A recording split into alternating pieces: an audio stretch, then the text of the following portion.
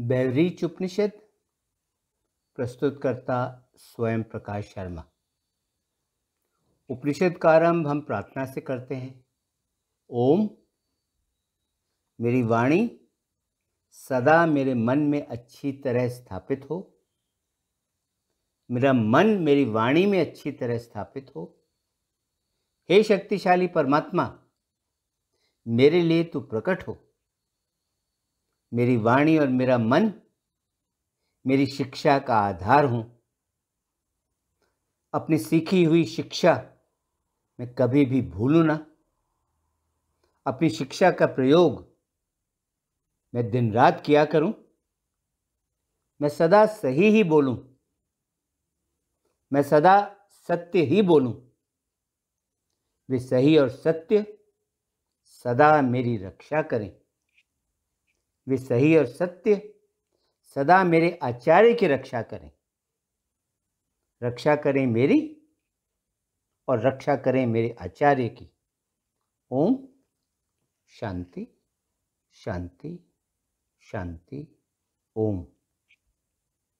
बेवरीच उपनिषद ऋग्वेद से संबंध रखता है। उपनिषद देवी को ही सब कुछ का उत्पत्ति करने वाला और ब्रह्म रूप मानता है। मुक्तिका उपनिषद में दी गई 108 उपनिषदों की सूची में यह उपनिषद क्रम संख्या 107 पर आता है। इस अपलोड को तैयार करने के लिए दो स्रोतों का प्रयोग किया गया है। एक तो है उपनिषद का जो अंग्रेजी अनुवाद डॉक्टर ए.जी. कृष्णा वॉरियर द्वारा किया गया है, जिसे the theosophical publishing house Chennai ने प्रकाशित किया है, उसका प्रयोग किया गया है।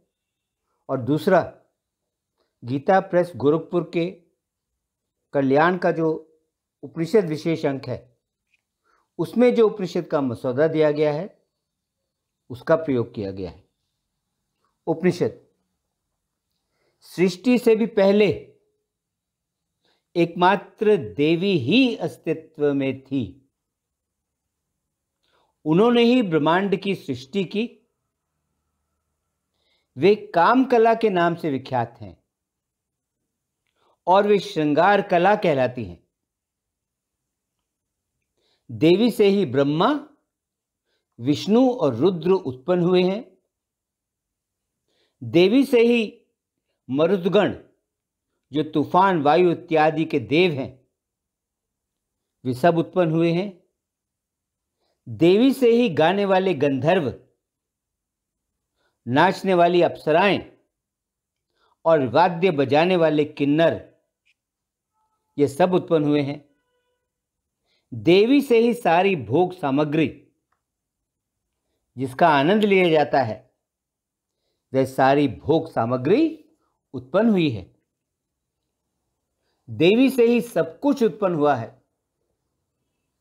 सब कुछ उस शक्ति से ही उत्पन्न हुआ है।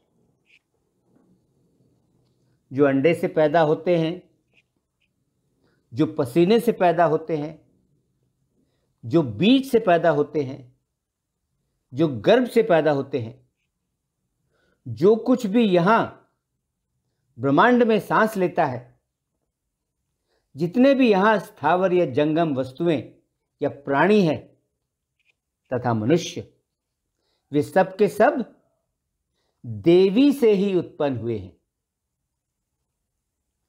देवी ही अपरा शक्ति है। देवी ही शांभवी विद्या है। यानी देवी ही वह विद्या है जो क से, जो ह से तथा जो स से शुरू होती है। देवी ही रहस्य रूपा है।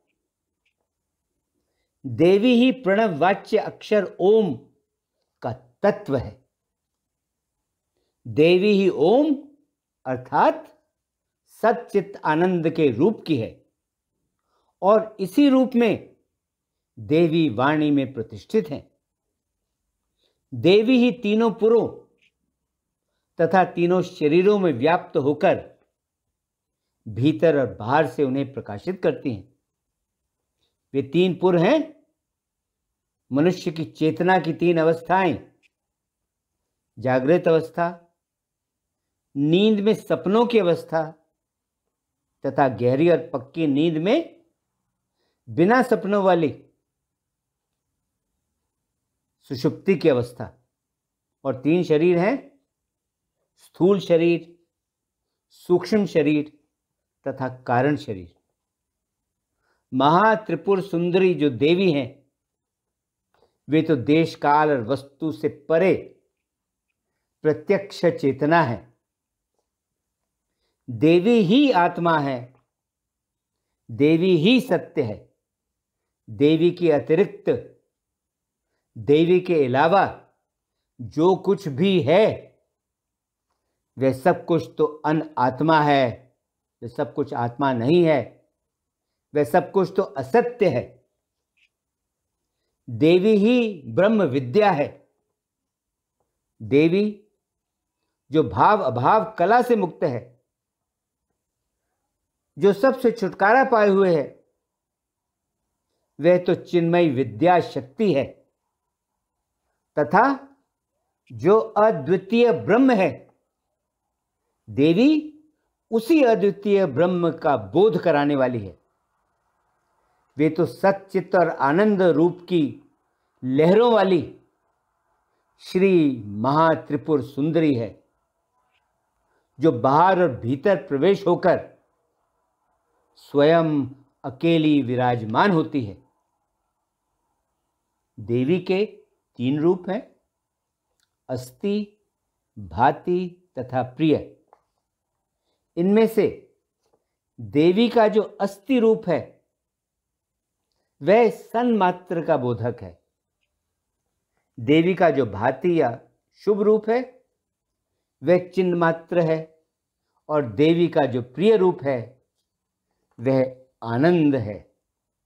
इस प्रकार सब आकारों और सब रूपों में श्री महात्रिपुर सुंदरी ही विराजमान है।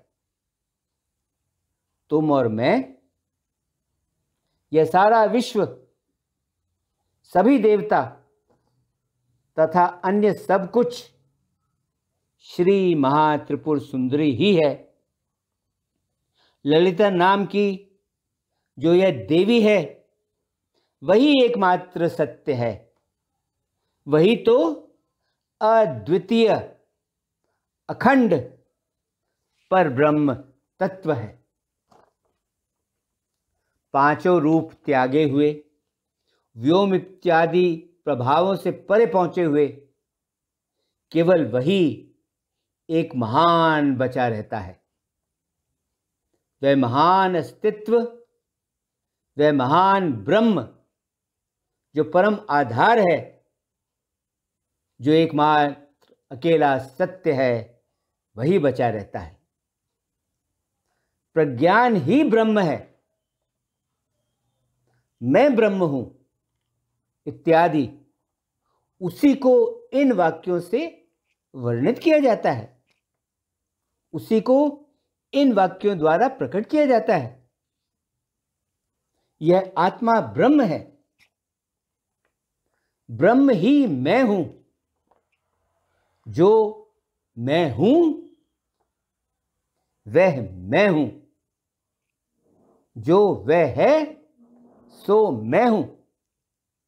इस प्रकार की श्रुति के इन वाक्यों द्वारा जिसका निरूपण होता है वह तो षोडशी श्री विद्या है, जो 15 मंत्रों वाली श्री महात्रिपुर सुंदरी है।